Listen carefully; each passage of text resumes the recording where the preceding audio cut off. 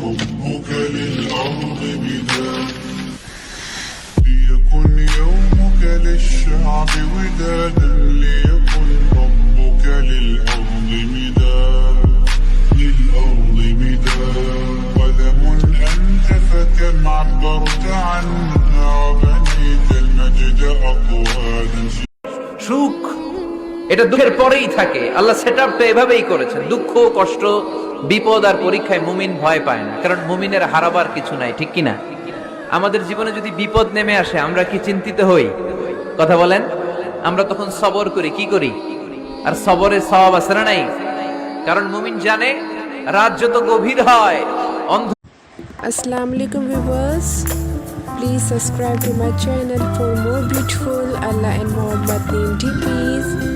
And Allah is in my heart, so love Allah subhanahu wa ta'ala and have